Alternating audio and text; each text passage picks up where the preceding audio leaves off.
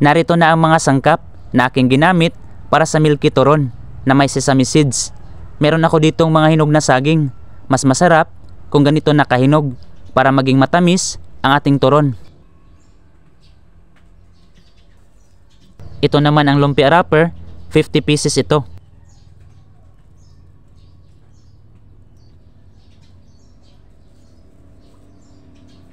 At para mas maging malinamnam pa itong ating turon, ay gumamit ako dito ng 2 small packs ng powdered milk. Ilalagay ko ito mamaya sa saging. Gumamit din ako ng asukal, bali 3/4 cups lang. Lulutuin ko ito kasama ng lime juice o di kaya ay kalamansi. Meron din ako ditong sesame seeds o linga na mabibili sa palengke. Nagkakahalaga lang itong pack ng 10 pesos. Kailangan din natin nitong mantika para maprito ang mga nabalot na turon. Babalatan na natin ngayon ang mga saging. Hiwain ito para maging 4. Mga 8 piraso lang ang ginamit ko.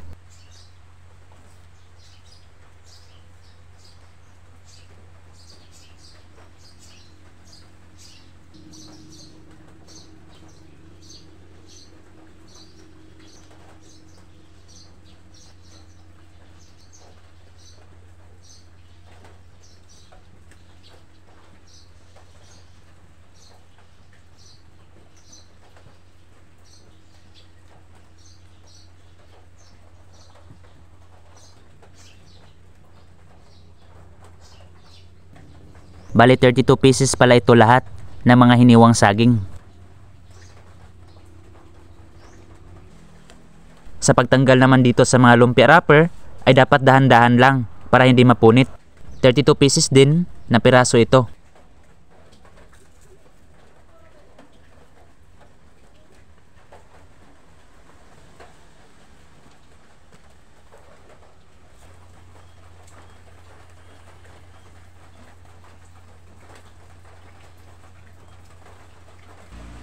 Ito na guys ang powdered milk. Dito natin ilalagay ang mga saging para dumikit sa gatas bago ibalot. Mas maging madali kapag gagamit tayo ng 2 kutsara.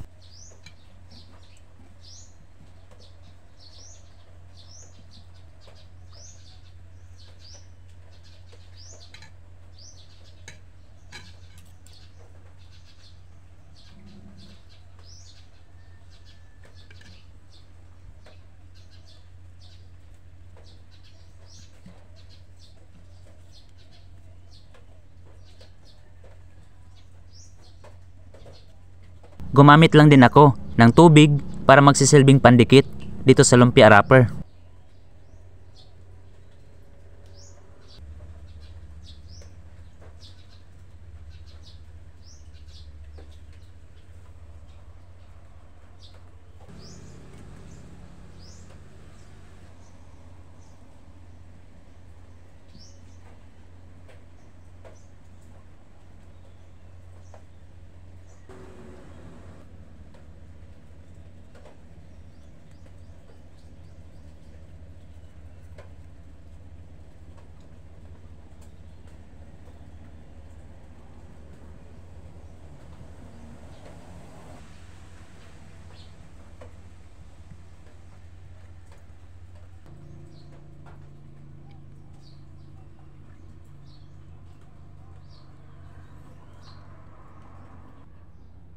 So ito na lahat guys ang mga nabalot ko.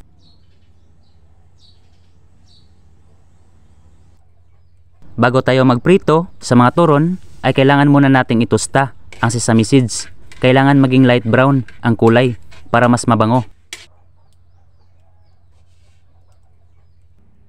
Sa mainit na kawali ay naglagay lang ako ng 1 cup na mantika. Sapat na dami lang ito.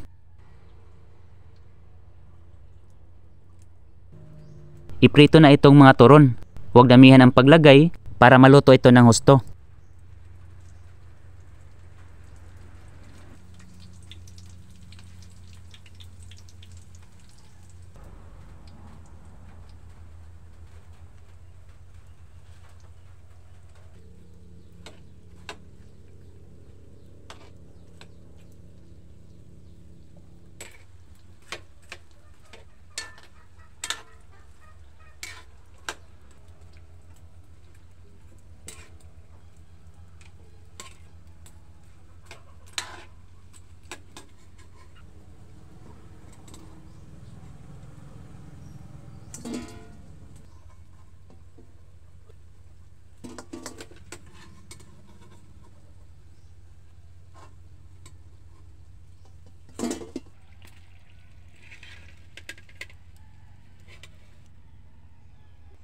Ganito ang itsura ng crispy na turon.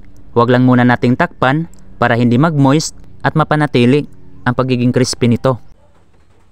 Dito na tayo sa pagluluto ng caramel o pang-coating natin sa mga napritong turon. Tinanggal ko pala ang mantika dito sa kawali. Saka nilagay itong 3/4 cup ng asukal. Naglagay din ako ng 1/4 cup na tubig. At para pandagdag sa lasa ay naglagay ako ng konting asin saka konting lime juice. Pwede kayong gumamit ng kalamansi.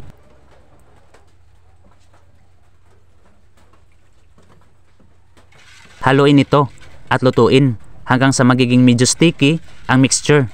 Huwag pa sobrahan sa apoy para hindi maging sobrang makunat o chewy kapag na-coat na sa turon.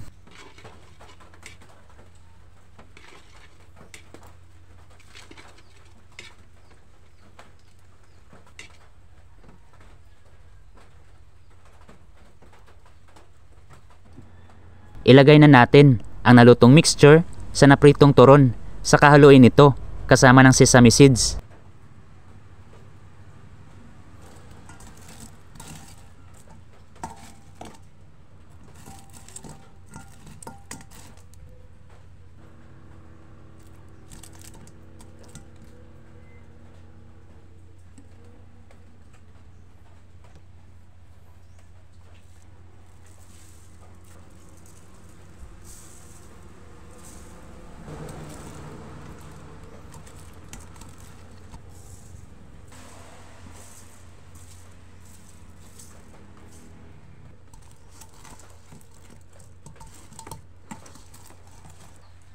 At heto na guys, naluto na ang aking milky turon na may sesame seeds. Ang ganda ng hitsura nito.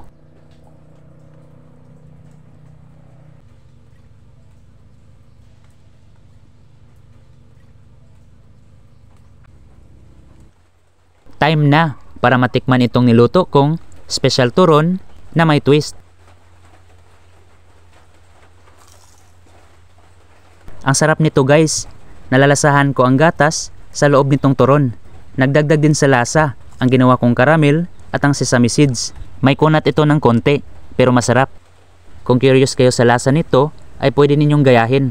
Basta kumpletuhin nyo lang ang panonood dito sa video. Maraming salamat pala sa lahat ng sumuporta sa akin. Marami pa kayong mapapanood na mga recipe ko na may mga twist.